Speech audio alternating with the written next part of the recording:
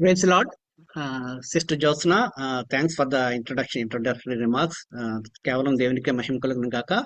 మొదటి క్లాస్ అంటే నేను తీసుకుంటున్నాను ఎందుకంటేనంటే జస్ట్ వాళ్ళందరికీ తెలియాలనే ఉద్దేశం. ఆ తర్వాత నుంచి మనకు మంచి బైబిల్ టీచర్స్ ఐటీఎస్ నుంచి తర్వాత కొత్త వాళ్ళు రెవరెండ్ డాక్టర్ జీవన్ కుమార్ గారు, శ్యామ్ చివేరి గారు, జోషి గారు, తర్వాత మైటీ పవర్స్ గారు, వీళ్ళందరి చేత మనం న్యూ టెస్ట్మెంట్ క్లాసెస్ నేను ప్లాన్ చేస్తున్నానండి. దేవునికి ప్రార్థించండి. మొట్టమొదటి క్లాస్ నేను తీసుకుంటాను, నెక్స్ట్ క్లాస్ జీవన్ కుమార్ గారు తీసుకుంటారు, తర్వాత బుక్స్ బట్టి మనం కొంతమంది మంచి బైబిల్ టీచర్స్ తీసుకుంటారండి. అందులో అనుమానం లేదు. చాలా విషయాలు మనందరం కలిసి నేర్చుకుంటాం. ఈ రోజు నేను చెప్పాలనుకున్నది నేను తీసుకుంటున్నానంటే కొన్ని ఉన్నాయండి. కొన్ని ప్రత్యేకంగా నేను కొంత స్టడీ చేశాను కాబట్టి నేను దాన్ని షేర్ చేయాలనుకుంటున్నాను.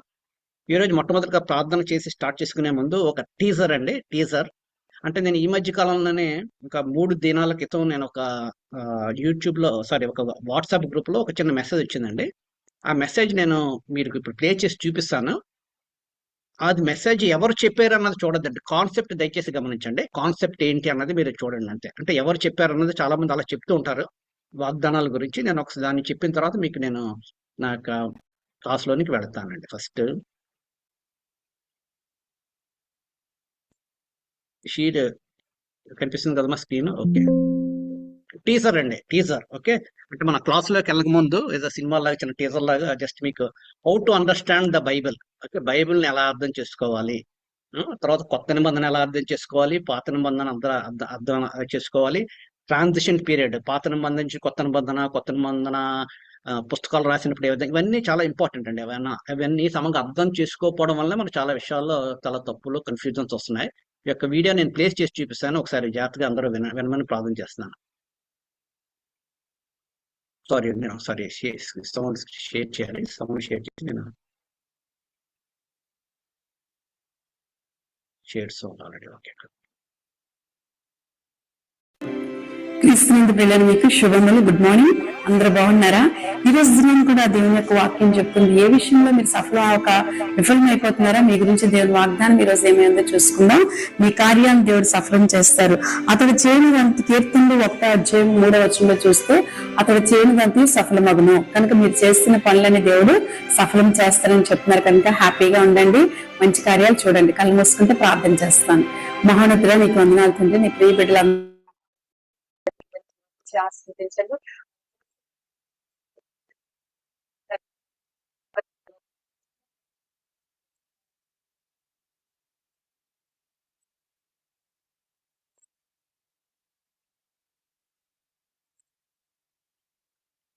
వినిపించిందమ్మా జోస్నా? జెస్సికా వినిపించిందా? వినిపించింది. ఓకే ఓకే, వినిపించింది. సరే. అంటే ఎవరు చెప్పారు అది కాదండి ముఖ్యం. అక్కడ ఆ రోజు వాగ్దానంలో 3 రోజుల క్రితం అండి, 27వ తారీఖున వాక్యం చెప్పారు. కీర్తన 1:3 అతడు చేయనదంతయో సఫలమగును అన్నది దాన్ని పట్టుకొని ఆవిడేమన్నారంటే, మీకు దేవుడు మీరు ఏ కార్యం చేసినా సఫలం చేస్తాడని వాగ్దానం ఇచ్చారు. అది చెప్పగానే నాకు కొంచెం బాధ అనిపించింది. ఎందుకంటే మన అందరం కీర్తనల గ్రంథం మీద మనం కంఠస్థ వాక్యాల పోటీలు కూడా పెట్టుకున్నాం కదా. అందరికీ పరిచయం వాక్యమే కీర్తన 1వ అధ్యాయం. దుష్టాలు చెప్పున్నాడు, ఒక పాపల మార్గం నిలుక అపాసలు కూర్చుండగా యెహోవా ధర్మశాస్త్రం అన్న దివారాత్రం దాన్ని ధ్యానించేవాడు ధన్యుడు అని మనకు చాలా బాగా తెలుసు కదండి. అప్పుడు నాకు వెంటనే పెట్టాలనిపించింది, కానీ కొంతమంది వద్దండి పెట్టద్దు అన్నారు కాబట్టి నేను పెట్టలేదు. కానీ నేను ఈ విషయానికి నేను చెప్పాలనుకుంటున్నాను. ఎందుకు మన బైబిల్ ఖచ్చితంగా మనం చక్కగా అర్థం చేసుకోవాలి అన్న దాని గురించి మీరు ఇక్కడ చూసినట్లయితే చూడండి. బైబిల్లో చాలా మంది మన వాగ్దానాలు తీసుకుంటామండి. ప్రతి ఒక్కళ్ళు వాగ్దానాలు నమ్ముతాం, కరెక్టే. కానీ కొన్ని వాగ్దానాలు వ్యక్తిగతంగా దేవుడు రాశాడు, కొంతమంది కొన్ని వాగ్దానాలు దేశానికి రాశాడు, కొన్ని వాగ్దానాలు ఇజ్రాయెల్కి రాశాడు, కొన్ని వాగ్దానాలు సంఘానికి, కొన్ని వాగ్దానాలు మొత్తం యూనివర్సల్గా అందరికీ వర్తిస్తే అలా చాలా ఉన్నాయండి. నేను వాటి గురించి లెసన్ తీసుకోవట్లేదు, వాటి గురించి అవసరమైతే తర్వాత లెటర్ తీసుకుంటానండి. కానీ ఇక్కడ మనందరికీ తెలిసిందండి, ఇక్కడ ఆవిడ ఏం చదివారంటే 3వ వచనం అతడు చేయనదంతయో సఫలమగును. కాబట్టి మీరు ఏం చేసినా సరే సఫలం అయిపోతుంది, కాబట్టి మీరు ప్రార్థన చేయండి అని ఆవిడ ప్రార్థన చేశారు. కానీ ప్రతి ప్రామిస్ కి ముందు కండిషన్ ఉంటుందండి. ఆ విషయం చాలా మందికి తెలియదు, చాలా బాధ అనిపిస్తుంటది. మన వాగ్దానాలు తీసుకుంటామంటే మన వాగ్దానాలు నమ్ముతాం, అది అందులో అది అనుమానం ఏమి లేదు. దేవుడికి వాగ్దానాలు చేశాడు, నెరవేర్చే దేవుడు. కాకపోతే ఇక్కడ ఈ వాగ్దానం అందుకే మనం ఎలా చదవాలి? కీర్తన 1వ అధ్యాయం. ఈ ఈ ప్రామిస్ కి ముందు ఏమన్నా చూడండి, 4 కండిషన్స్ పెట్టాడండి దేవుడు. దుష్టుల ఆలోచన చెప్పున నడవక, పాపుల మార్గం నిలవక, అపహాసాలకు చోటు కూర్చుండగా, యెహోవా ధర్మశాస్త్రమందు ఆనందించి దీవారాత్రము దానిని ధ్యానించువాడు ధన్యుడు. ఇప్పుడు అతడు అంటే దానికి మొదటి నాలుగు కనెక్ట్ ఉంది. అతడు నేను చేయనిదంతా అనలేదు అక్కడ. అతడు అంటే అతడు ఎవరు? ఎవరైతే దుష్ట ఆలోచన నడవకుండా పాపము అపవాసం కూర్చుండగా యెహోవా ధర్మశాస్త్రమును దీవారాత్రం అంటే యెహోవా దీవారాత్రం అంటే ప్రతిరోజు 24 అవర్స్ బైబిల్ చదవడం కాదండి. మన మనసులో దేవుని వాక్యాన్ని ఉంచుకోవడం, ధ్యానం చేసుకోవడం. అలా చేసినప్పుడే అది సఫలం అవుతుంది. చూసారా? కాబట్టి మనం వాక్యాన్ని అర్థం చేసుకునేటప్పుడు నేను ఎందుకని మన వాట్సాప్ గ్రూప్ లో మెసేజ్ పెట్టాను. ఒక వాక్యానికి అర్థాన్ని ఒక పదాన్ని చదవాలంటే ఆ వాక్యాన్ని చదవాలి. వాక్యం అర్థం అవ్వాలంటే ఆ ప్యాసేజ్ని చదవాలి. ఆ ప్యాసేజ్ చదవాలంటే మీరు అధ్యాయం చదవాలి. అధ్యాయం చదవాలంటే మొత్తం పుస్తకం అంతా చదవాలి. పుస్తకం అంతా అర్థం అవ్వాలంటే పాత నిబంధన అయితే కొత్త నిబంధన చదవాలి. మొత్తం బైబిల్ అంతా చదవాలి. మొత్తం బైబిల్ వెలుగులో అర్థం చేసుకోవాలి. ఇంకొక ఎగ్జాంపుల్ అండి. ఇప్పుడు చాలా మంది ఇప్పుడు దేవుడు లోకమును ఎంతో ప్రేమించను అని అందరికి మనకు తెలుసు.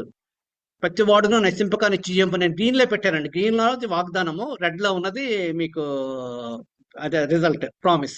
ఇప్పుడు రెడ్ లో ఉన్నది మన కండిషన్స్ అండి. ఓకే, ఇక్కడ మనం దుష్టుల ఆలోచన చెప్పుని అడుగుకుంటే మన అందరం ఏమనుకుంటాం అంటే ఎవడో నరహత్య చేసే వాళ్ళు లేదంటే ఎవరెవరు అనుకుంటాం. కానీ సంఘాల్లో కూడా దుష్టులు ఉన్నారండి. విశ్వాసాలని చెప్పుకున్న వాళ్ళు కూడా దుష్టులుగా ఉన్నారు. మరి అలా అటువంటి రోజుల్లో మనం ఉన్నాం కాబట్టి అవన్నీ వస్తాయండి. కాబట్టి మనం ఏం మంచోళ్ళు అనుకోవద్దు. ఎప్పుడైతే మనం ఈ కండిషన్స్ నెరవేరుస్తామో అప్పుడు మనం ప్రభువా నేను ఈ పని చేస్తాను, సఫలం చేయండి. నేనైతే ఎలా చేస్తాను తెలుసండి, ప్రభువా మీ కృప చూపించండి అంతే.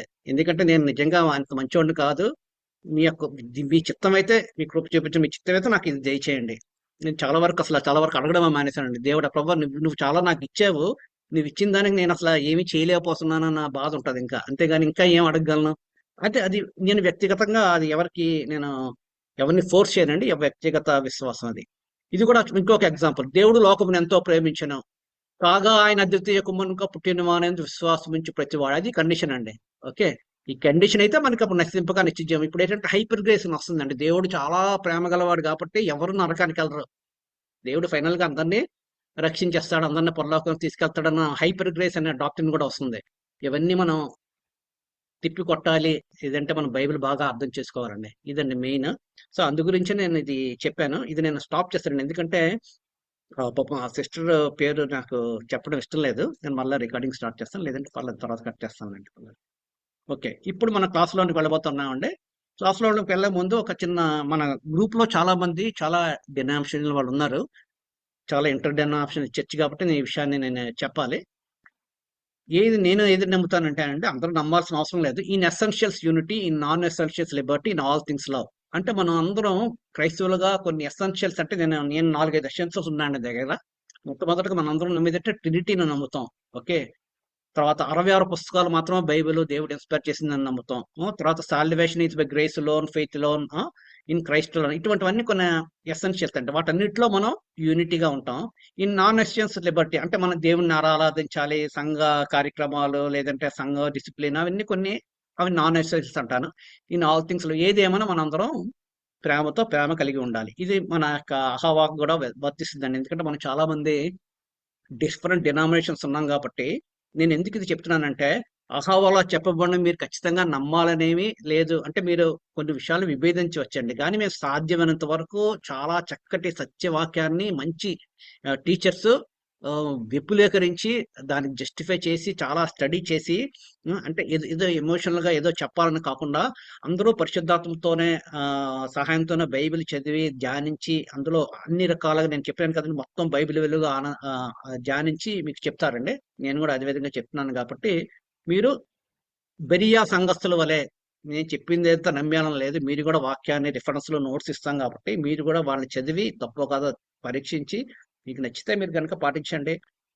నేను ఖచ్చితంగా నేను చెప్పగలనండి 99.9% వరకు చాలా వరకు ఖచ్చితంగా న్యూట్రల్ గా చక్కగా దేవుని వాక్యాన్ని చెప్పడానికి ప్రయత్నం చేస్తాం. కొంతమంది నచ్చకపోవచ్చండి.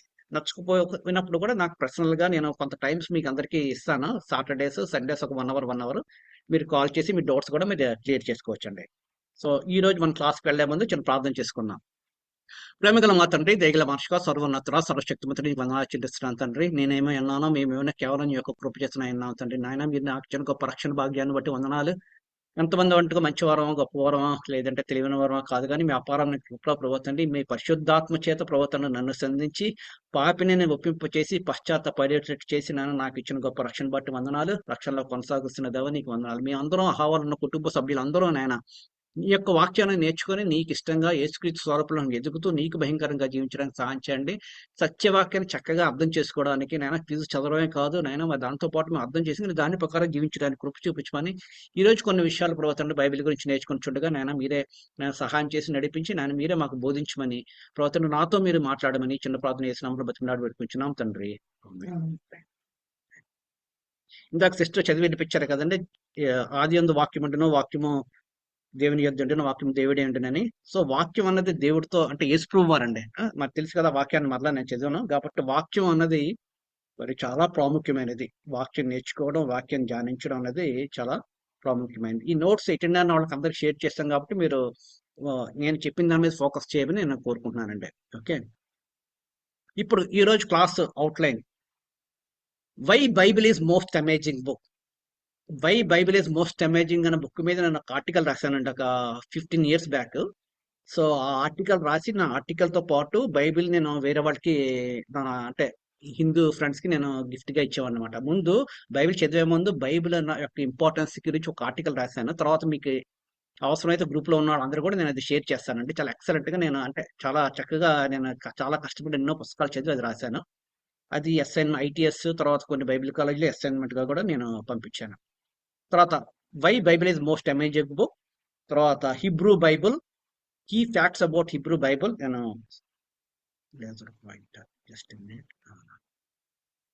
Key facts about Hebrew Bible, Old Testament canon, Old Testament explain in 10 minutes. Old Testament 10 minutes లో ఎక్స్ప్లెయిన్ చేస్తాను. ఎందుకంటే మనం న్యూ టెస్ట్మెంట్ చదవబోతున్నాం కదండి. న్యూ టెస్ట్ చదవక ముందు చాలా మంది ఓల్డ్ టెస్ట్మెంట్ అంతా విన్నారు, క్విజ్ లో పార్టిసిపేట్ చేశారు, మనకు చాలా విపులంగా మరి చాలా మంది దైవజనులు బోధించారు. కాకపోతే కొత్త వాళ్ళు ఉన్నారు కాబట్టి మరొకసారి నేను ఒకసారి రీక్యాప్ కింద ఒకసారి జస్ట్ క్విక్ గా old Testament explain in 10 minutes నేను చెప్పేస్తాను. తర్వాత జీనియాలజీస్, ఇజ్రాయెల్ జూడా టైం లేను, ప్రాఫిట్స్ టైం లేను, తర్వాత డిస్పెన్సేషన్స్ కూడా కొంత తెలియాలి.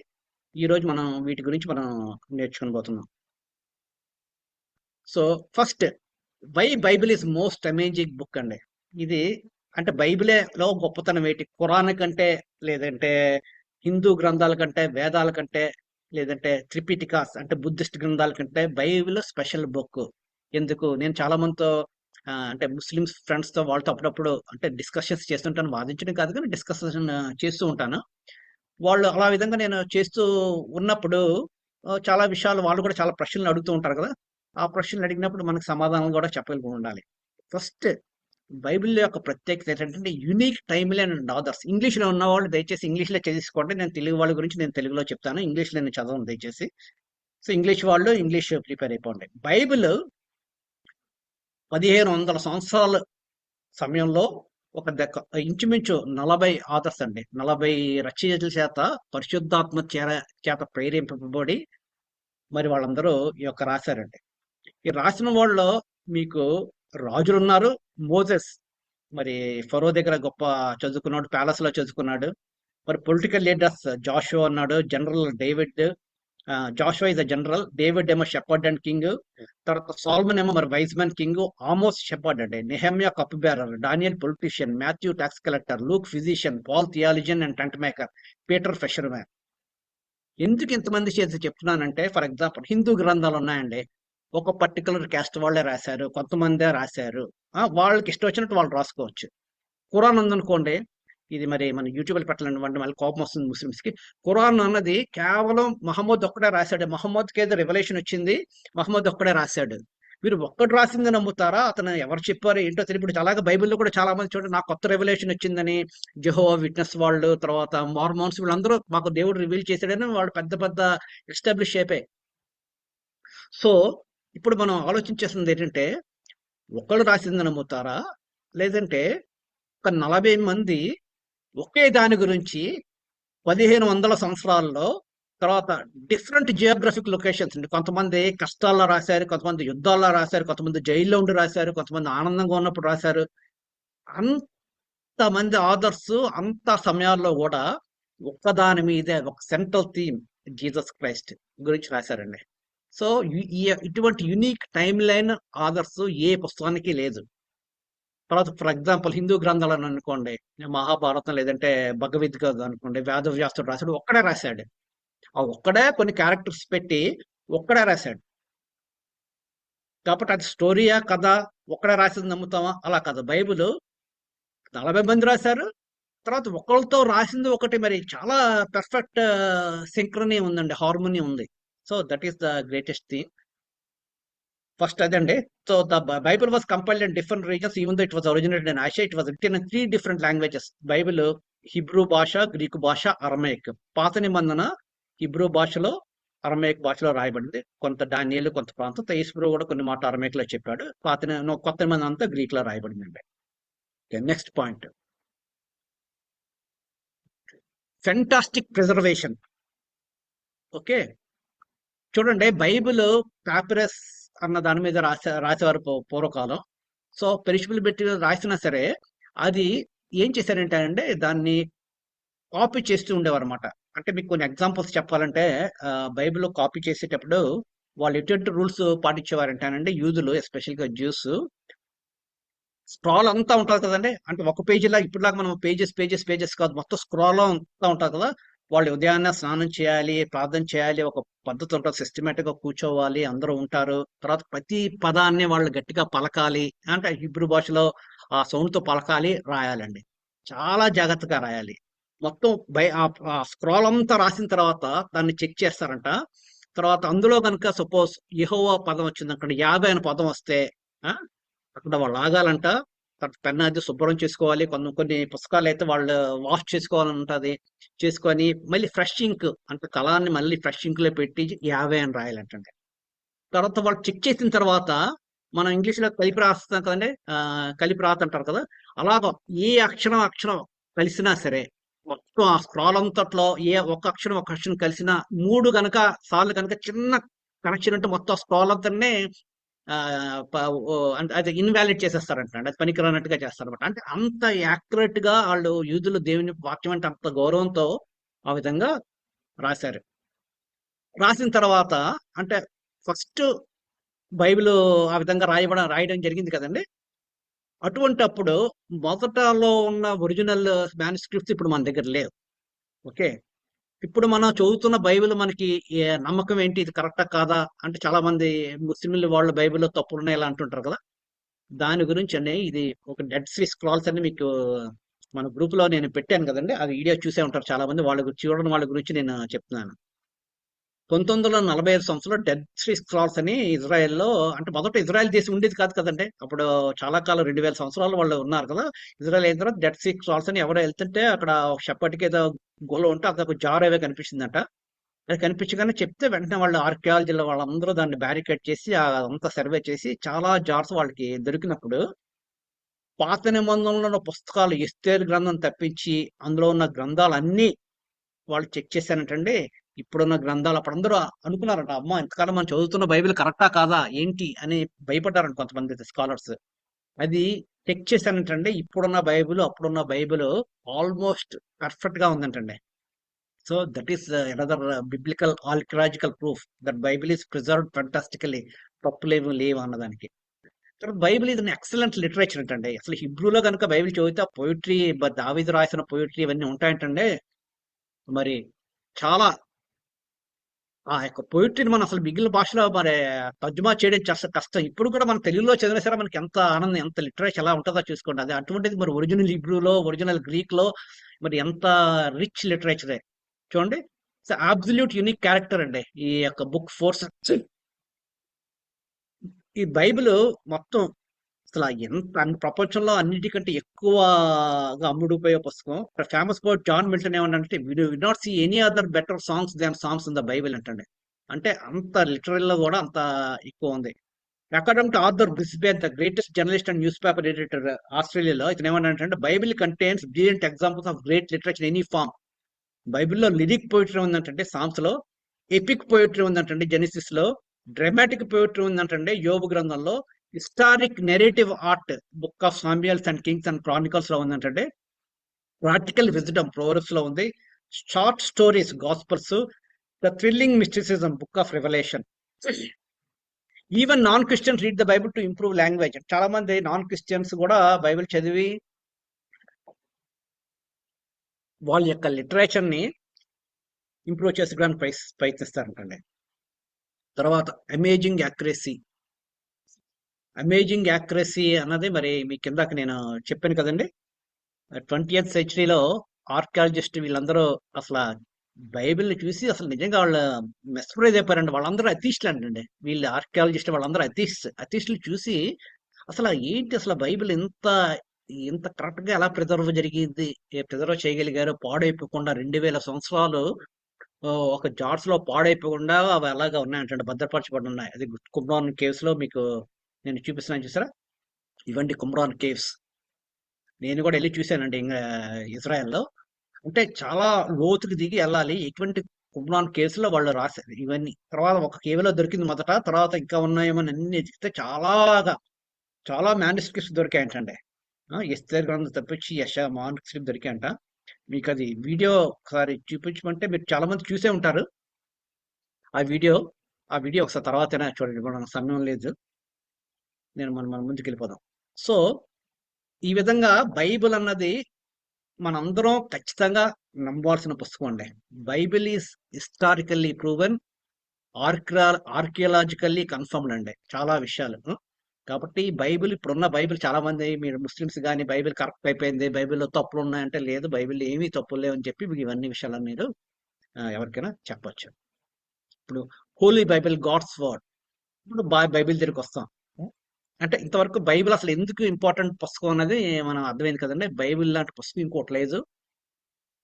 తర్వాత బైబిల్ లాంటి పుస్తకం అంటే అది ఒక గాడ్స్ వర్డ్ అండి, దేవుని వాక్యం. దేవుడు చాలా మందిని ప్రేరేపించి పరిశుద్ధాత్మ చేత రాయిపించి దేవుడే దాన్ని ప్రిజర్వ్ చేసి దేవుడే దాన్ని, అంటే కుమ్రాన్ గుహల్లో ఎందుకు దాశారంటే ఆ టైంలో మరంతా డిస్ట్రక్షన్ చేసినప్పుడు బైబిల్ని కాల్ చేయండి ఇలాగా చేసేటప్పుడు అందరూ వాళ్ళు ఏంటంటే వాళ్ళు ప్రిజర్వ్ చేసుకోవడానికి అవన్నీ మీరు తర్వాత వీడియోలో ఉన్నాయండి, అవన్నీ చూడండి. ఓకే, ఇప్పుడు బైబిల్ ఏంటి? బైబిల్ అన్నది దేవుని వాక్యం. యోహాను సువార్త 1, ఆదియందు వాక్యం ఉండను, వాక్యము దేవుడే ఉండను, వాక్యము దేవుని యొద్ద ఉండను, ఆ వాక్యము కృపా సత్య సంపూర్ణ మనది. కాబట్టి బైబిల్ అనేది దేవుని వాక్యము, బైబిల్ దేవుడు. సో ఫస్ట్ ఈ బైబిల్లో మనకి ఏముంటుందంటే అండి, God's master plan of creation. Okay, అంటే దేవుని యొక్క మాస్టర్ ప్లాన్ ఏంటి. తర్వాత ఇంకో విషయం నేను చెప్పడం మర్చిపోయాను. బైబిల్ ఒక్కటేనండి ప్రపంచంలో అన్ని పుస్తకాల్లో సృష్టి ఎలా ఆరంభింపబడింది, సృష్టి ఎలా ముగియబోతుంది అన్నది ఒక పుస్తకంలోనే ఉంది. ఓకే, తర్వాత నా దగ్గర ఖురాన్ కూడా ఉందండి. ఖురాన్లో కూడా నేను ఒక విషయాన్ని మీకు చెప్పే, ఖురాన్లో ఒక సూరాలో ఏమనుందంటే అండి, నేను చదివి వినిపిస్తున్నాను మీకు, చూడండి ఇక్కడ సూరా. ఓకే, సో సూరా 10 ayat 94. So if you Muhammad are in doubt concerning that which we have revealed unto you, that is that your name is written in the Torah and Injil, then ask those who are reading the book and the Injil before you. అంటే ఏమంటుందంటే నీకేమైనా doubt వస్తే ఖురాన్లో నీకంటే ముందున్న Injil, gospel లేదంటే తోరా, వాళ్ళని అడిగి డౌట్స్ క్లియర్ చేసుకో అని ఉందండి ఖురాన్లో. అంత క్లియర్ గా అంటే బైబిల్ని ఖురాన్ కూడా, బైబిల్ని పాత నిబంధనని ఖురాన్ కూడా ఎగ్రీ అవుతుంది. అందులో చాలా క్లియర్ గా ఉందండి ఖురాన్లో. తోరా అంటే తౌరాత్ అని ఉంది, తర్వాత ఇంజీల్ అని ఉంది, అంటే అరబిక్లో ఇంజీల్ అంటే గాస్పెల్. అంటే దీనికి ఏమైనా డౌట్స్ ఉంటే నీకున్న ముందు ఉన్న పుస్తకాలను చదువు అని ఖురాన్లో కూడా రాయబడి ఉంది. సో బైబిల్ ఒక్కటేనండి, సృష్టి ఎలా ఆరంభమైంది, తర్వాత సృష్టి ఎలా ముగిపోతుంది, అంతా ఒక్క పుస్తకంలోనే ఉంది. ఇప్పుడు ఖురాన్ ఉందనుకోండి, ఖురాన్ ఒకటే ఉంటుంది. వాళ్ళ ముందు తెలియాలంటే వాళ్ళ హాదీతులు చదవాలి, ఏదో చదవాలి. అలా హిందూ ఉందనుకోండి, వాళ్ళు ఏదో వేదాలు చదవాలి. అక్కడక్కడ స్కాటర్డ్ అండి. బైబిల్ అయితే ఫెంటాస్టిక్ బుక్, అందు గురించి మొత్తం అంతా ఉంది. తర్వాత God's revolution to humans progressfully for better understanding. ఇప్పుడు దేవుడు మొదటి రోజే దేవుడికి గ్రంథం ఇవ్వలేదండి. మొదట్లో దేవుడు ఒక సిస్టమేటిక్ గా, దేవుడు ప్రోగ్రెసివ్ గా అంటారు దాన్ని. అంటే దఫాలుగా దేవుడు తన గురించి రివీల్ చేసుకున్నాడు, బయలుపరుచుకున్నాడు. Initially God spoke directly to ఆదాము దగ్గర నుంచి తర్వాత చాలా మంది వరకు దేవుడు డైరెక్ట్ గా మాట్లాడడం, వ్యక్తిగతంగా మాట్లాడడం మనకు తెలుసు. ఆ తర్వాత మోషే ద్వారా ధర్మశాస్త్రాన్ని ఇవ్వడం, తర్వాత ప్రవక్తల ద్వారా మాట్లాడడం, ఆ విధంగా చేసిన తర్వాత ఫైనల్లీ యేసు ప్రభు ద్వారా మాట్లాడాడు. తర్వాత యేసు ప్రభు ఎన్నుకున్న అపోస్తుల ద్వారా మాట్లాడాడు. తర్వాత అపోస్తుల యొక్క శిష్యులు వీళ్ళందరూ కలిపి రాసిన తర్వాత బైబిల్ క్యానన్ అంటే బైబిల్ 97 అంటే క్రీస్తుపూర్వం 90 నుంచి 95 మధ్యలో యోహాను యోహాను భక్తుడు చివరి పుస్తకాలు రాశాడండి. యోహాను సువార్త, మొదటి యోహాను పత్రిక, రెండో యోహాను పత్రిక, మూడో యోహాను పత్రిక. ఈ 3 పత్రికలు తర్వాత ప్రకటన గ్రంథం 77 అంటే 77 తర్వాత బైబిల్ 66 పుస్తకాలు కంప్లీట్ అయిపోయింది. తర్వాత వేరే రివల్యూషన్ అది అంటూ ఏమీ లేదు. ఎవరికైనా రివల్యూషన్ అంటే మనం ఏం చెప్తారంటే బైబిల్లో ఉన్నదే నాకు అర్థమైతే దాన్ని నాకు దేవుడు రివీల్ చేసాడు అంటే, కానీ ఫ్రెష్ రెవల్యూషన్స్ ఏది లేండి. బైబిల్లో మన మానవుడికి అవసరమైన ఏది అవసరమో అదంతా 66 పుస్తకాల్లో రాశాడు. దట్స్ ఇట్, ఫుల్ స్టాప్ అయిపోయింది. ఇప్పుడు కొత్తగా వచ్చి నాకు ఏదంటే జోసెఫ్ స్మిత్ కానీ లేదంటే యెహోవా విట్నెస్లు కానీ చాలా మంది దేవుడు నాకు ఎలా రివీల్ చేశాడు అంటే వాటిని మనం నమ్మకూడదు. వాళ్ళు అబద్ధ ప్రవక్తలు. బైబిల్లో ఉన్నదే నాకు బయలుపరిచాడు, నాకు ఇంతకుముందు అర్థం అవ్వలేదు, ఇప్పుడు అర్థమైందంటే ఇల్యూమినేషన్ అవ్వనండి ఏమైనా అనొచ్చు, కానీ ఆ విధంగా మనం చెప్పొచ్చు. కానీ ఓ దేవుడు నాకు కొత్తగా రివీల్ చేశాడంటే నువ్వు ఒక ప్రవక్త, తప్పండి. ఆ విధంగా మనం అర్థం చేసుకోవడానికి మనం లేదు. సో చాలా మంది రాసినప్పటికీ అందరూ మన పరిశుద్ధాత్మ ప్రేరేపణతో రాశారు అన్నది తిమోతి పత్రికలో కూడా ఉంది. So history proves it, archaeology confirms it, biblical prophecies fulfilled accurately. బైబిల్లో ఉన్న ప్రవచనాలన్నీ కూడా చాలా యాక్యురేట్ గా అన్ని నెరవేరబడ్డాయి. ఇప్పుడు కూడా చాలా మంది క్రిస్టియన్స్ బైబిల్ నమ్మట్లేదు. తర్వాత నిజంగా వాళ్ళ బైబిల్ నమ్మితే ఈ లోక విషయాల కంటే పొరలోక విషయాల మీద పైనున్న వాటినే వెతకుడి, భూ సంబంధమైన వాటి మనసు పెట్టుకునేడానికి కొలచుల్లా తిరుపతిలో అని. కానీ మనం అందరూ ఏంటంటే భూ సంబంధమైన వాటి మీద ఎక్కువ మనసు పెట్టుకుంటా ఉన్నాయి. బైబిల్ ఏం చెప్తే విశ్వాసులైన మనం పై సంబంధమైన అంటే ఈ లోకంలో జీవించడానికి మనకు తిండి ఉండాలి, బట్ట ఉండాలి, ఉద్యోగం ఉండాలి, అంతా ఉండాలి. కానీ మన ఫోకస్ దేని మీద ఉండాలి? పైన మాట మీద ఉండాలి. నెక్స్ట్ ఎన్సైక్లోపీడియా బ్రిటానికా ఏమని చెప్పిందంటే అండి, ద హిబ్రూ బైబిల్ లిటరేచర్ అంటే నేను తెలుగులో చెప్పేస్తున్నానండి. హిబ్రూ బైబిల్ అన్నది విశ్వాసానికి సంబంధించిందండి, అంతేగాని అదేదో historical demo scientific observation scientific గా అలా విధంగా రాయలేదు. విశ్వాసానికి సంబంధించింది. తర్వాత బైబిల్ ఆదర్శ అందరూ దేవుడు ఉన్నాడా లేదా అది కాదండి వాళ్ళకి. దేవుడు ఉన్నాడనే ప్రమేస్తోనే దేవుడు ఉన్నాడు అన్న ప్రమేస్తోనే వాళ్ళు బైబిల్ చెప్పడం జరిగింది. వాళ్ళందరూ బైబిల్ ఆధారంతో ఏం చెప్పారంటే what is problematical for them and human condition and destiny, అంటే మనుషుని యొక్క పరిస్థితి, అతని యొక్క డెస్టినీ ఎక్కడికి వెళ్తాడన్న దాని మీద ఎక్కువ ఫోకస్ చేయడం జరిగింది. ఇది ఎంత క్లియర్ బ్రిటానిక్ అండి. Okay, the great biblical themes are about God, his revealed works of creation, provision, judgment, deliverance, his covenant, and his promises. The Hebrew Bible sees what happens to humankind in the light of God's nature, righteousness, faithfulness, mercy, and love. The major themes about humankind relate to humanity's rebellion, estrangement, and perversion. అది ఇంగ్లీష్లో మీరంతా చదువుకోవచ్చు. తెలుగులో ఒకసారి నేను చెప్పేస్తానండి, దాన్ని కొంచెం తెలుగులో ట్రాన్స్లేట్ చేశాను నేను. హిబ్రూ బైబిల్ అనేది విశ్వాసం యొక్క సాహిత్యం, శాస్త్రీయ పరిశీలన లేదా చారిత్రక ప్రదర్శన కాదు. దేవుని ఉనికిని ఊహాజనిత సమస్యగా భావించడం బైబిల్ రచయితల ఆసక్తి కాదు. వారికి సమస్యాత్మని దేవుని ముందు మానవ స్థితి మరియు విధి. గొప్ప బైబిల్ ఇతివృత్తాంతాలు దేవుడు ఆయన బయలుపరచబడిన సృష్టి పనులు, ఏర్పాట్లు, తీర్పు, విమోచన, ఆయన ఒడంబడిక మరియు ఆయన వాగ్దానాల గురించి. తర్వాత బైబిల్ దేవుని స్వభావం, నీతి, విశ్వాసం, దయ మరియు ప్రేమ వెలుగులో మానవాళికి ఏమి జరుగుతుందో హిబ్రూ బైబిల్ చూస్తుంది. అంటే తెలుగు సమంగా అవ్వలేదు అనుకో ట్రాన్స్లేషన్. మానవాళి గురించిన ప్రధాన ఇతివృత్తాలు, మానవాళి తిరుగుబాటు, విరక్తి మరియు వక్రీకరణకు సంబంధించినవి, మానవాళి విముక్తి, క్షమాపణ మరియు సయోధ్య అన్ని దేవుని దయగల పనులుగా పనిచి. ఇది అసలు ఎన్సైక్లోపీడియా బ్రిటానికా అంటే అసలు వాడు డెఫినేషన్ చూడండి, బైబిల్ అంటే ఆ విధంగా వాళ్ళు డిఫైన్ చేశారు. ఇప్పుడు హిబ్రూ బైబిల్ గురించి కొన్ని సత్యాలు, హిబ్రూ బైబిల్ గురించి కొన్ని సత్యాలు అండి మనకు తెలియాలి ఖచ్చితంగా. ఎందుకంటే ఒక ప్రశ్న అంటే మరి అందరిని మ్యూట్ చేయలేదు కాబట్టి, హిబ్రూ బైబిల్ మన పాత నిబంధన ఒకటేనా అంటే, హిబ్రూ బైబిల్ అంటే తనాక్ అంటారండి, అది మన పాత నిబంధన ఒకటేనా, ఒకటి కాదా ప్రశ్న.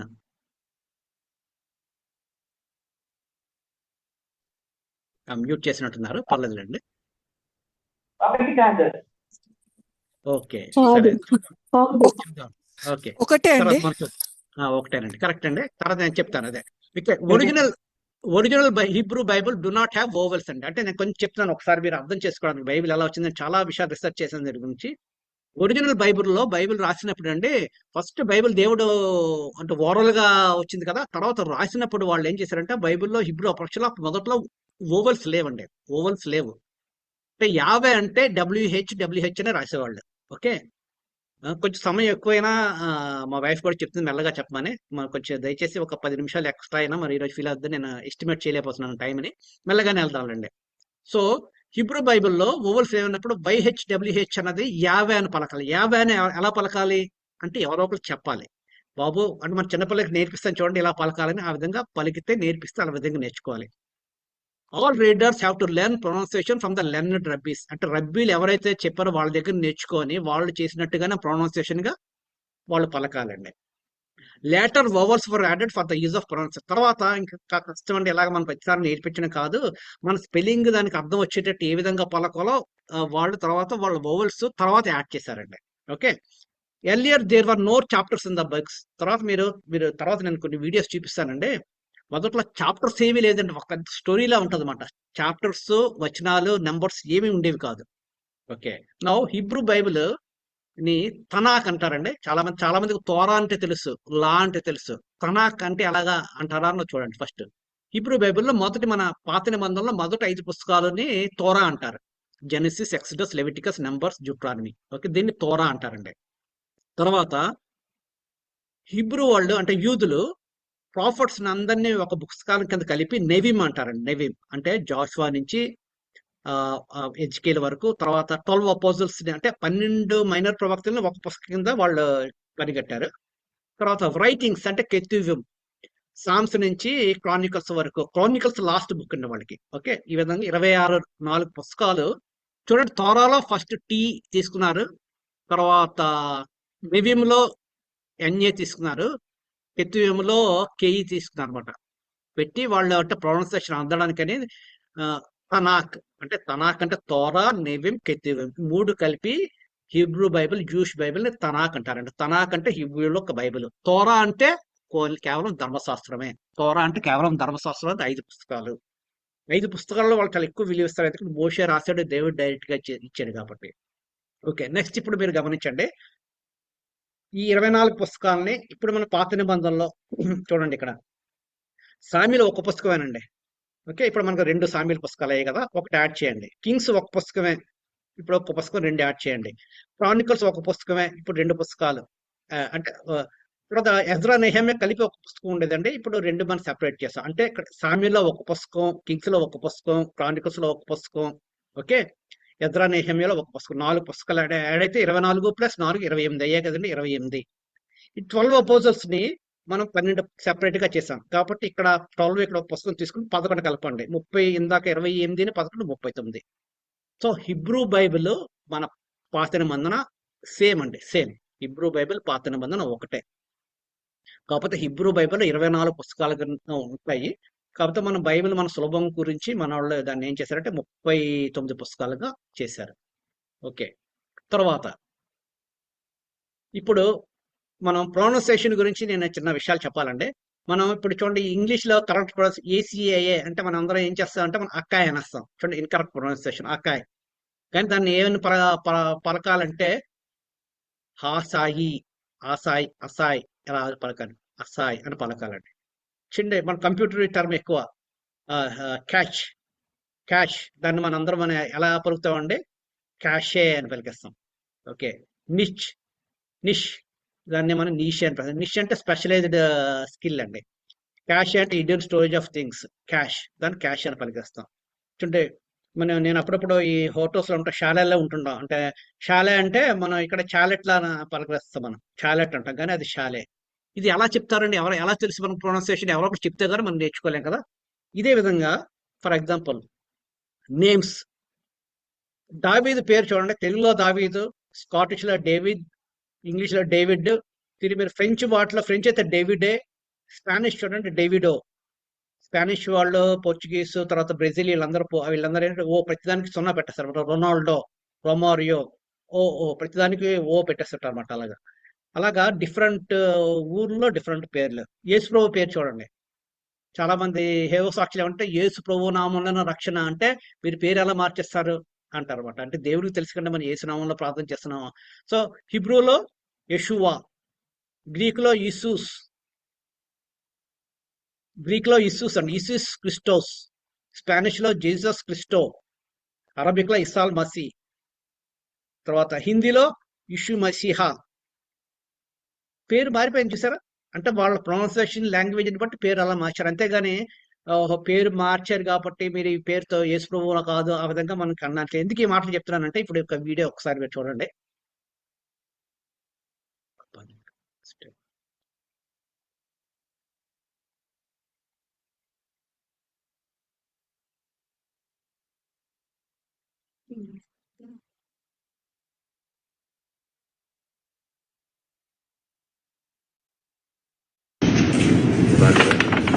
Baruch Hu the name of Baruch the name of Baruch the name of Barakatu Adonai the name of the Mashiach Chabar Mikolam Bim Nastanas to say Barakatu Adonai Vaisena Amen Vayira Elav Adonai Be'elonei Mamrei Vehu Yoshev Pesach Oyel Kechui Mayim Vaisa Einov Vayar V'inei Shloisha Anoshim Nitzovim Olav Vayar Vayarot Likrosam Mi Pesach Oyel Vayishtachu Orzo Vayoymar Adonai imno amatzazichin beinacho al no savor me alav lecha yukach no me'at mayim v'rachat surag lechem v'yishoanu tachas ha'etz v'kechof as lechem v'sa'adu libechem.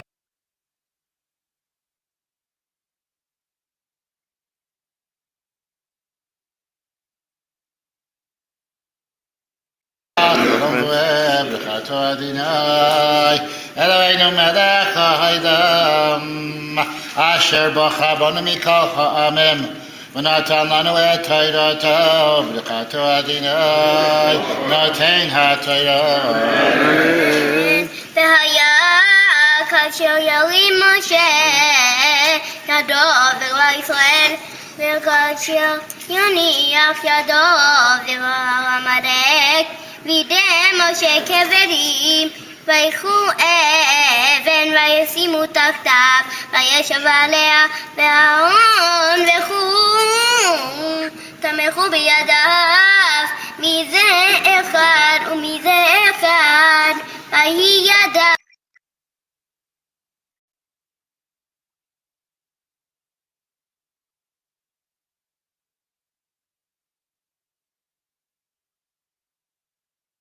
చూసారా, అంటే విన్నారనుకుంటున్నానండి. నేను ఇంకొక video ఒకటి చూపాలి. అంతా సినగాగులో వాళ్ళు ఎలాగా చదువుతారు అంటే వాళ్ళ టెంపుల్లో చెట్లు ఏ విధంగా బైబిల్ చదువుతారు అన్నది కూడా చూడండి ఒకసారి. CeraVe, for more hydration, more dryness relief. Developed with dermatologists, demanded by skin.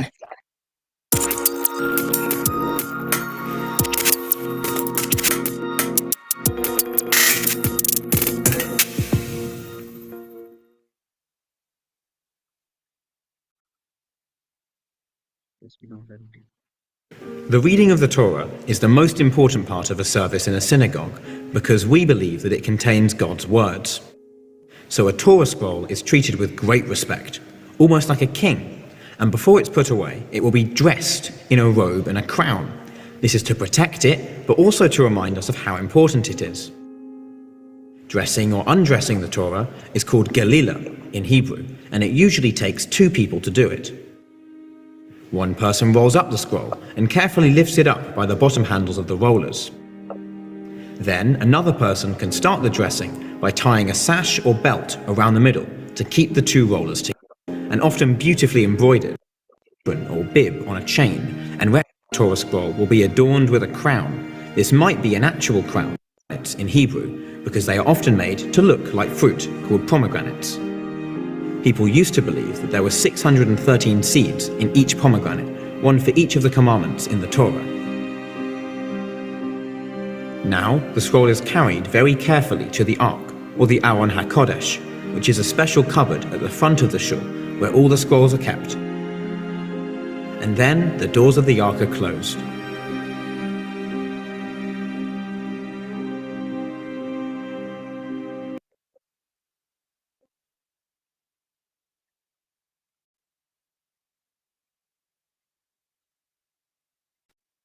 సరే అండి, వాళ్ళు ఎంత అంటే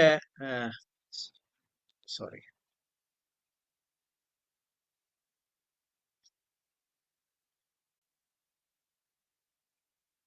ఓకే. సో ఆ విధంగా హిబ్రూ స్కాల్స్ చదవడం కానీ అంత ఇంపార్టెన్స్ అండి. ఇప్పుడు బైబిల్ ఓల్డ్ టెస్ట్మెంట్ అలా వచ్చింది అన్నది త్వరగా వెళ్ళిపోదాం అంటే కొంచెం స్లో అయిపోయాను. క్రీస్తు పూర్వం 1450 నుంచి 1450 నుంచి మీరు ఇంగ్లీష్లో వాళ్ళు ఇంగ్లీష్లో చదువుకోండి, నేను త్వరగా వెళ్ళిపోతాను. 14 BC లో కంపోజిషన్ ఆఫ్ ద తోరా మనందరికీ తెలుసండి. మోసెస్ కంపోజ్ చేశాడు, దేవుడు అంతా రాసి ఉంచమని చెప్పాడు కదా, పుస్తక రూపంలో గ్రంథస్థం చేయమన్నాడు. సో ఈ యొక్క 1450లో ఈ ఈ సమయంలో మరి ధర్మశాస్త్రం రాయబడి ఉంది. దీనికి చాలా మంది చాలా రకాలమైన చెప్తారండి. కొంతమంది ఏంటంటే మోషే 40 రాత్రుల్లో అక్కడ 40 రోజులు ఉన్నప్పుడు దేవుడు డైరెక్ట్ గా రివీల్ చేశాడు, దేవుడు చెప్పాడు, చెప్పున్నది గుర్తుపెట్టుకొని మోషే రాశాడు అని కొంతమంది అంటారు.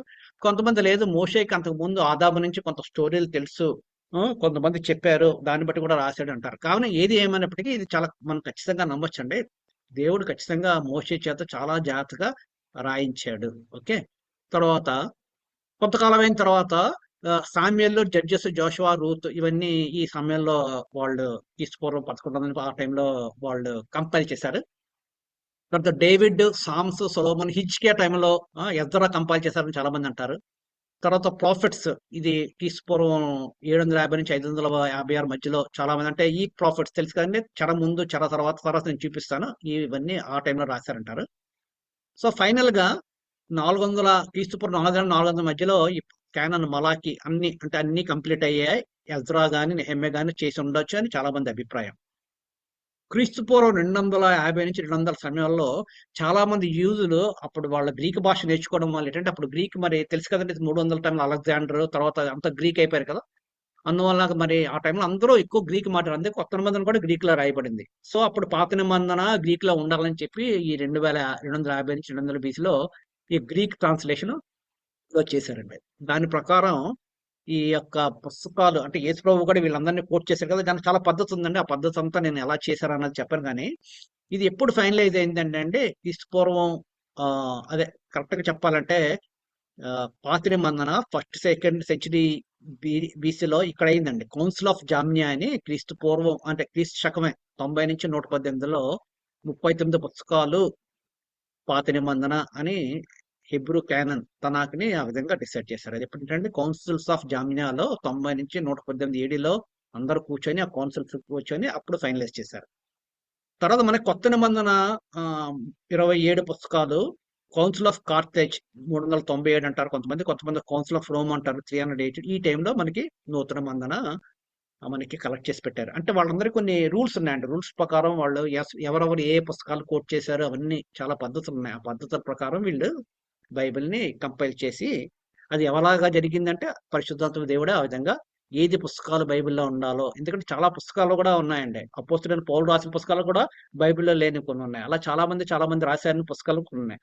అవన్నీ కాకుండా చాలా జాగ్రత్తగా కంపేర్ చేసి ప్రవచనాలు ఎవరు నెరవేర్చారు, ఏ పుస్తకాలు యేసుప్రభు ఏ పుస్తకాలు మెన్షన్ చేశాడు, అపోస్తలుడైన పౌలు, ఆ విధంగా వాళ్ళు బైబిల్ని క్యాననైజేషన్ అంటారండి. సో మొట్టమొదటి ఓల్డ్ టెస్ట్మెంట్ 39 బుక్స్. ఇక్కడ మీరు చూసారా, ఓరల్ ట్రెడిషన్. మొదట్లో దేవుడు మరి గర్భలుగా మాట్లాడాడు, తర్వాత మెల్లగా దాన్ని రాయడం మొదలెట్టారు, తర్వాత స్టోరీస్ ఆ విధంగా చాలా వాటన్నిటిని కంపేర్ చేసి ఈ విధంగా ఫైనల్ గా మనకి 66 పుస్తకాలు మనకి వచ్చాయండి. ఇది book set to be in the new 382 AD అని కొంతమంది అంటారు. తర్వాత ఇది 90 AD ఓల్డ్ టెస్ట్మెంట్. ఎందుకు చెప్పాను, కౌన్సిల్ ఆఫ్ జామియా 90 నుంచి 118 ఆ AD ఆ టైంలో పాత నిబంధన, కొత్త నిబంధన 382 అంటారు, కొంతమంది 397. ఆ విధంగా మనకి బైబిల్ వచ్చింది. ఇప్పుడు చూడండి, ఒక వాక్యాన్ని మీకు చదివి వినిపిస్తారు. 2వ కింగ్లు 2వ రాజులు 22:8 నుంచి 10. అంటే ఆ టైంలో వాళ్ళు దేవాలయంలో అవన్నీ మీకు తెలుసు కదండి, ఆ స్టోరీ అంతా తెలుసు కదా, వాళ్ళు దండెత్తడం, కూల్చడం. ఆ టైంలో దేవాలయాన్ని వాళ్ళు రిపేర్ చేసినప్పుడు ప్రధాన హెడ్కి యెహోవా మందిరం నుంచి ధర్మశాస్త్ర గ్రంథం నాకు తెలిసి షాపాను శాస్త్రితో చెప్పి ఆ గ్రంథమును షాహానుకు అప్పగించాను. తర్వాత యాజకుడైన హిల్కియా నాకు ఒక గ్రంథం అప్పగించిన రాజుతో చెప్పి ఆ గ్రంథము రాజు సుఖమందు చదివాను. రాజు ధర్మశాస్త్రంలో ఆ గ్రంథపు మాటలు వినినప్పుడు తన బట్టలు చింపుకొని, అంటే చూడండి, వాళ్ళు ధర్మశాస్త్రం పక్కన పెట్టేశారండి అంతే. ఎక్కడో ఉంది అది, ఎవడో రిపేర్ చేయడానికి ఆ యాజకులా దొరుకుతుంటే అక్కడ కనిపించిందంట. అప్పుడు తీసి, అయ్యో మన ఈ విధంగా ధర్మశాస్త్రం ప్రకారం జీవించట్లేదు, అదంతా స్టోరీ. మీరు పోయి దొరికిన ఈ గ్రంథపు మాటలను గూర్చి, సరే. సో ఎందుకు చెప్తున్నానంటే ఈ మాట, మనం బైబిల్ మన ఇంట్లో మన షెల్ఫ్స్ లో పెట్టడం కాదండి. చాలా మంది బైబిల్ చదవాలి అని దీని యొక్క ముఖ్య ఉద్దేశం. ఇప్పుడు చాప్టర్స్ అండ్ వెర్సెస్ ఏ విధంగా వచ్చాయి క్లిక్ గా వెళ్ళిపోతానండి. ఈ చాప్టర్స్ అండ్ బైబిల్స్, ఇందాక మీరు హీబ్రూ పుస్తకాన్ని చూస్తే తోరా ఒక పెద్ద స్క్రాల్ అండి అంతే, దాన్ని మొత్తం స్క్రాల్. ఆ టైంలో అందుకే మనం కొత్త నిబంధనలో కూడా యేసుప్రభు యెషయా ప్రవక్త, ఇర్మియా ప్రవక్త, ఇదంటే ఆ విధంగా ప్రవక్తల పేర్లు చెప్పారు కదండి. ఎన్నో అధ్యాయం, ఇది యెషయా ప్రవక్త 66 అధ్యాయంలో చెప్పినట్టు రాయలేదు. ఎందుకంటే ఆ టైంలో చాప్టర్స్ లేవు, తర్వాత వచనాలు కూడా లేవు. తర్వాత వీళ్ళు మన బైబిల్ స్కాలర్స్ ఏం చేశారంటే, అమ్మ ఇలాగైతే చాలా కష్టం అని first Stephen Langton, arc bishop Canterbury, అతను ఏం చేశాడంటే, లాభం లేదు పుస్తకం, ఇలా పెద్ద పుస్తకాన్ని మనం ఏం చేయాలంటే చాప్టర్స్ కింద డివైడ్ చేశాడు. ఫస్ట్ క్రీస్తు శకం 1227లో చాప్టర్స్ కింద అతను డివైడ్ చేశాడు. చాప్టర్స్ ఏనండి. తర్వాత ఇంగ్లీష్ బైబిల్ కూడా ఆ విధంగా అదే ఫాలో చాప్టర్స్ ని, వాళ్ళ చాప్టర్స్ ప్యాటర్న్ ఫాలో అయింది. అంటే లాంగ్టన్ ఏ విధంగా రాశాడో అదే చాప్టర్స్ ఫాలో అయింది. కాకపోతే హిబ్రూ బైబిల్ వచనాలు ఇప్పుడు మనం చూస్తున్నాం కదండి, ఆదికాండం 1వ వచనం 2వ వచనం, ఆ వచనాలు ఎప్పుడంటే అండి జూయిష్ రబ్బీ నాథన్ అన్న ఒక జూయిష్ రబ్బీ క్రీస్తు శకం 1448లోనే నెంబర్స్ రాయడం జరిగిందండి. ఆదికాండం 1వ వచనం 2వ వచనం 3వ వచనం, అంటే మనకి ఈజీగా కన్వీనియంట్ రిఫర్ చేయడానికి. అదేవిధంగా కొత్త నిబంధనలో వచనాలు రాసింది రాబర్ట్ స్టెఫనస్ అంటారండి. అతను ఈ was the first divide new testament to standard number versus. అతను వచనాలు రాశాడు. సో ఇదండి బైబిల్లో మనకి అసలు చాలా మందికి తెలియదు ఈ చాప్టర్స్ వచనాలు ఎవరు పెట్టారు అన్నది. ఈ విధంగా దీని యొక్క హిస్టరీ. ఇప్పుడు ఓల్డ్ టెస్టమెంట్ చాలా క్విక్ గా చెప్పేస్తారండి పాత వాళ్ళ గురించి. ఇది నేను మార్గట్ జే బట్లర్ అని, అతను చాలా సింపుల్ గా, అంటే అందరికి అర్థమయ్యేటట్లో చాలా సింపుల్ గా చెప్పేస్తానంటే, చాలా మంది కొన్ని విషయాలు తెలియదు. మాకు చిన్నప్పుడు ఎవరు చెప్పలేదండి. ఈ ప్రవక్తల గ్రంథాలు, రాజుల గ్రంథాలు చదువుతున్నప్పుడు అసలు ఏం చదువుతున్నామో మాకే తెలిసేది కాదు. అది తెలియడం వల్ల ఏంటంటే బైబిల్ చాలా చక్కగా అందరికి అర్థమవుతుంది. చాలా క్విక్ గా చెప్పేస్తాను చూడండి. నేను 10 నిమిషాలు అనుకున్నాను, 5 నిమిషాల్లో చెప్పేస్తాను ఈ స్టోరీని. ఫస్ట్ ఆదాము అవ్వలు దేవుడు సృష్టించాడండి, అంటే ఇంపార్టెంట్ ఈవెంట్స్ బైబిల్లో. తర్వాత నోవాహ జలప్రలయం సెకండ్ ఈవెంట్. తర్వాత బాబెలు గోపురం.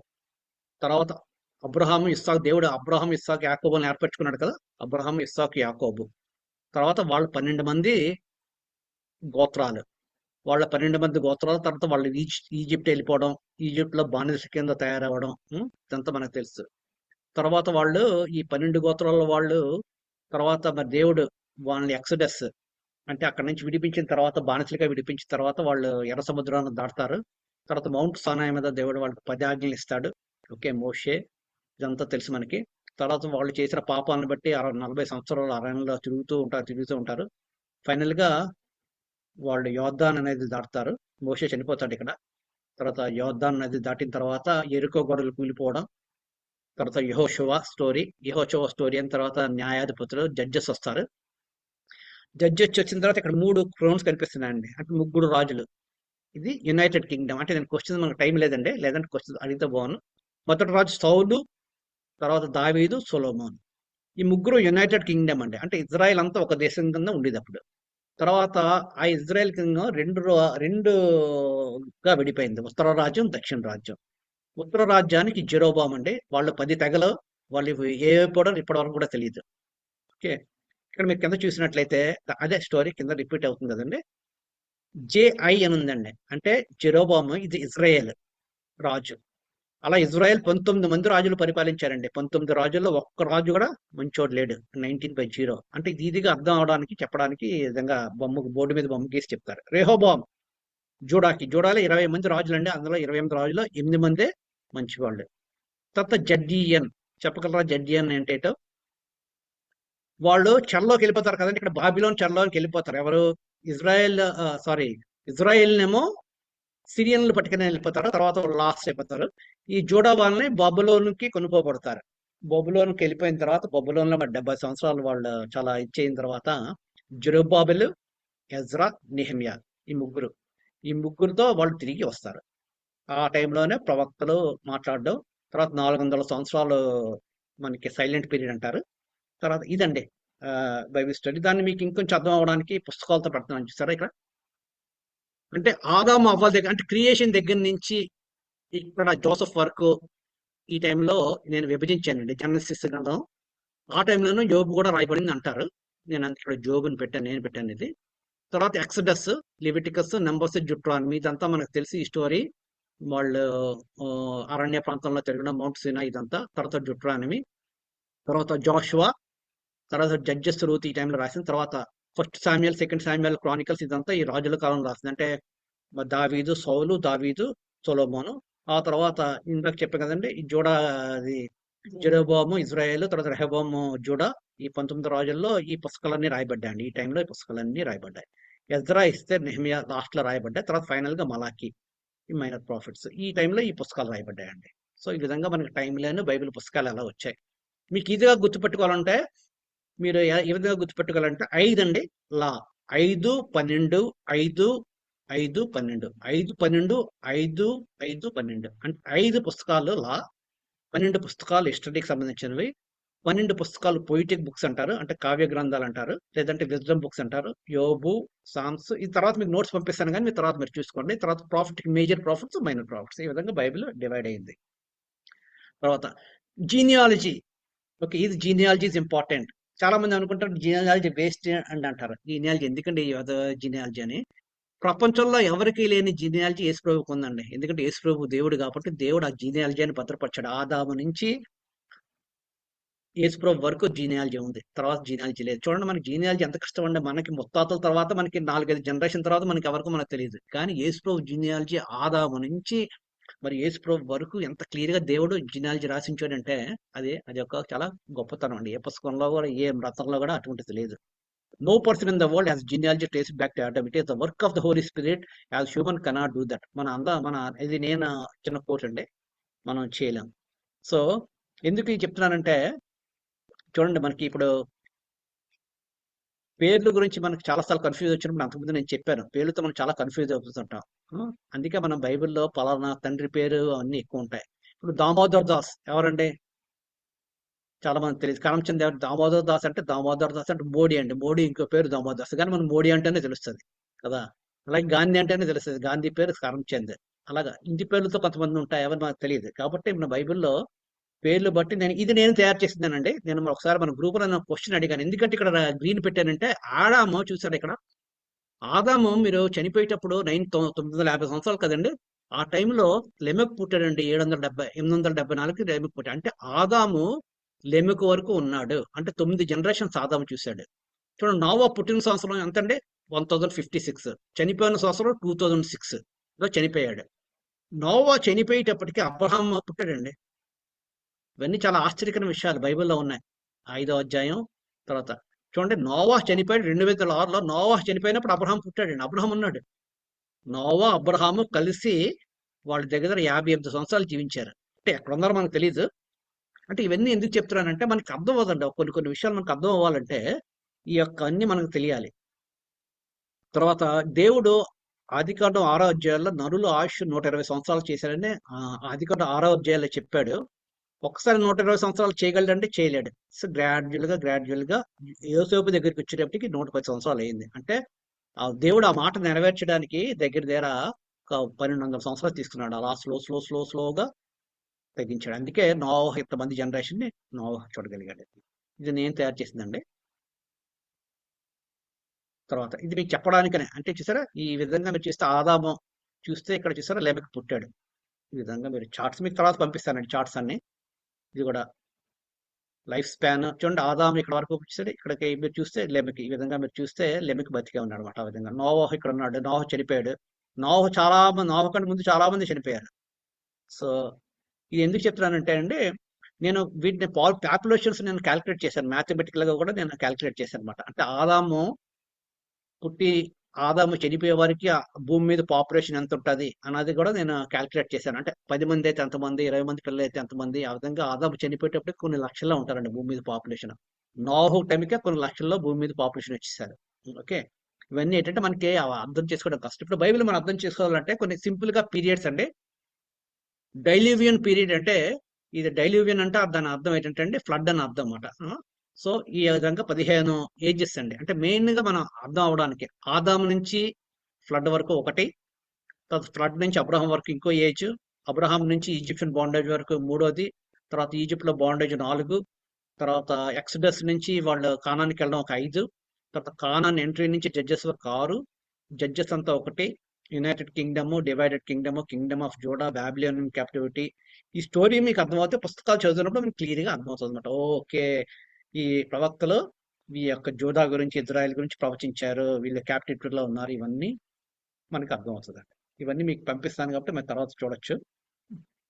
తర్వాత ఇది accordance Bible software and fantastic software అండి. ఎవరైనా డబ్బు ఉన్నారో కొనుక్కోవచ్చు. ఇది కూడా ఈ విధంగా అంటే హిస్టారికల్ ఎరాస్.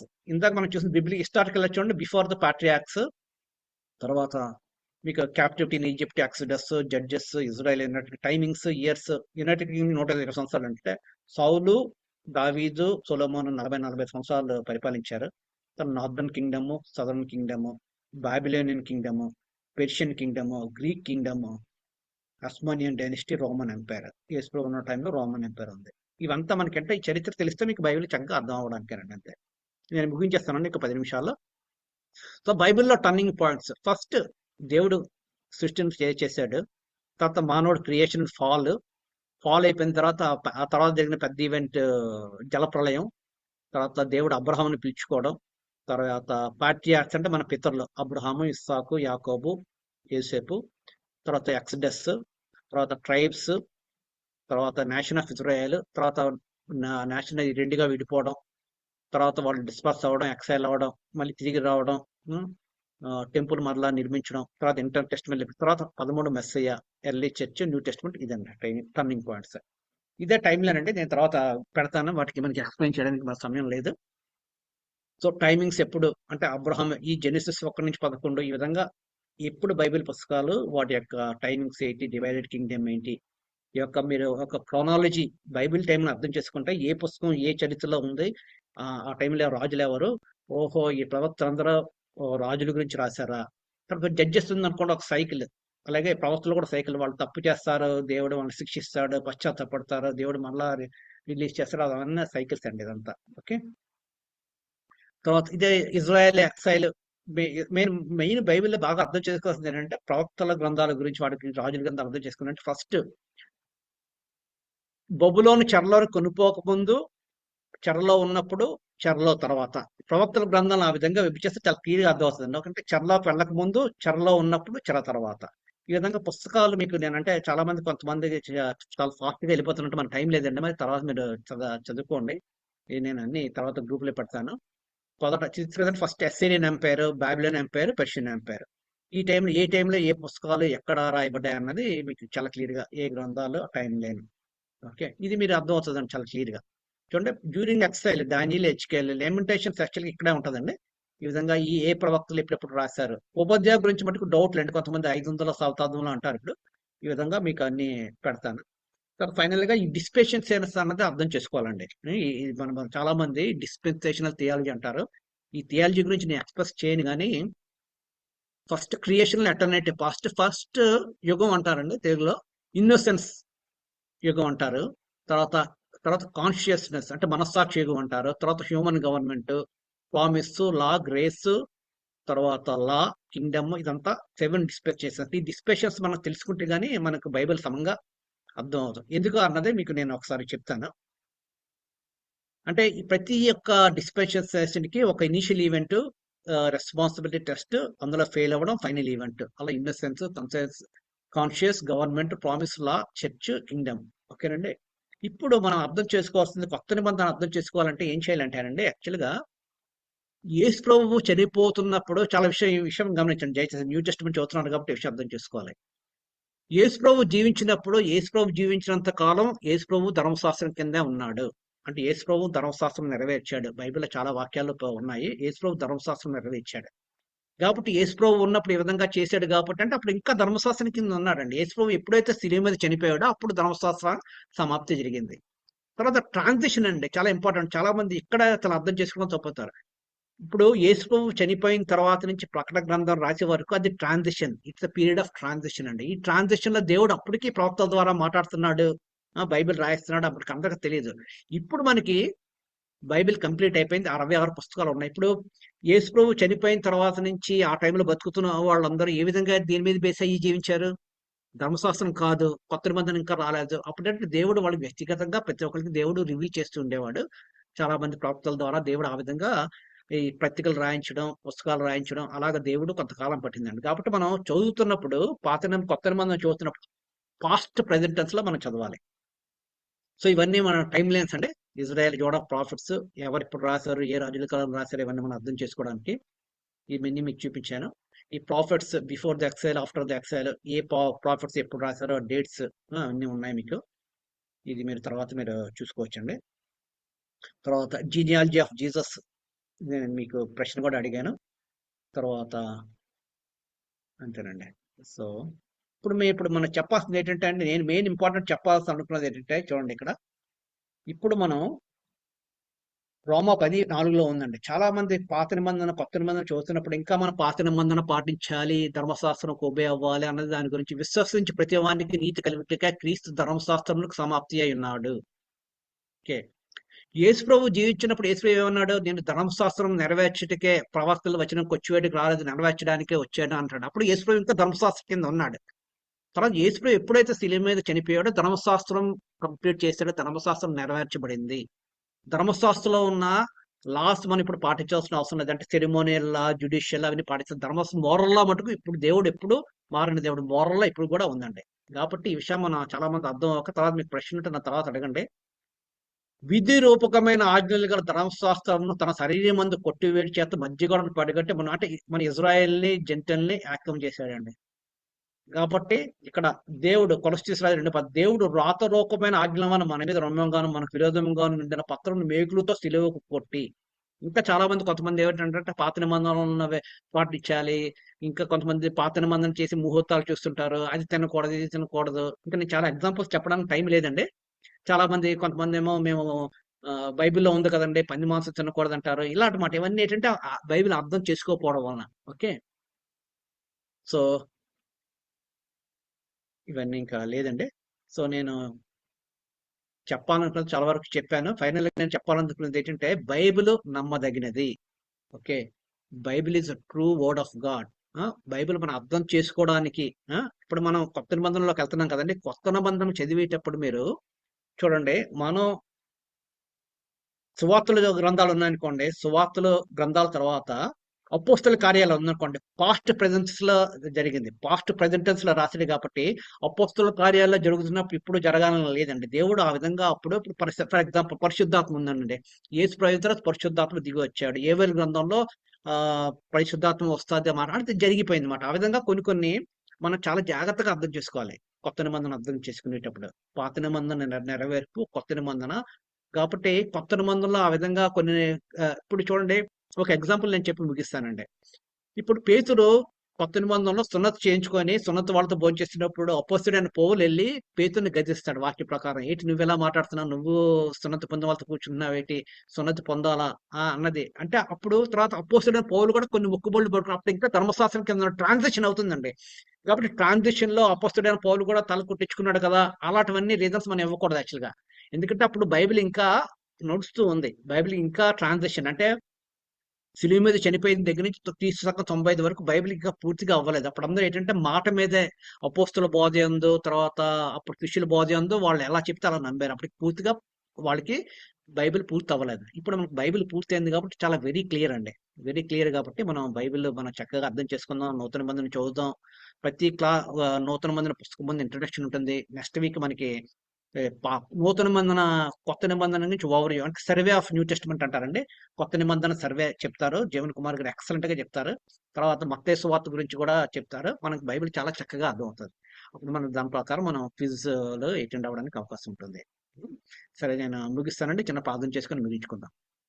ప్రేమగల మా తండ్రి, దయగల మర్చిగా సర్వోన్నతుడు నీకు వందనాలు చెల్లిస్తున్నాను తండ్రి. మరి మాతో మాట్లాడడానికి వందనాలు. నీ వాక్యం సత్యమైనది, నీ వాక్యం నాకు నమ్మదగినది ప్రభు. అటువంటి నమ్మదగిన వాక్యం ఉండి కూడా ప్రభు తండ్రి నీ వాక్యానికి మేము నేను లోపట్లేదు, మమ్మల్ని క్షమించండి. నీ వాక్య ప్రకారం జీవించడానికి సాధించండి. దుష్టులు ఆలోచన చొప్పున నడుకుంటా పాపను అపాస పూజ నీ వాక్యం ధ్యానించే భాగ్యాన్ని మాకు దయచేసి వాక్యాన్ని నేర్చుకుని దాని ప్రకారం జీవించి అనేక మంది మీ తట్టు తిప్పి నాయన మా సంఘాలు, మా సొంత సంఘాల అభివృద్ధికి నైనా పాటుపడి నైనా మేము అనేక మందిని రక్షించే వాళ్ళగా మమ్మల్ని తయారు చేయమని, ఈ వాక్యాన్ని సత్యంగా నేర్చుకుని దాని ప్రకారం జీవించడానికి కృప చూపించమని చిన్న ప్రార్థన యేసునామములో బ్రతిమలాడి వేడుకుంటున్నాను తండ్రి.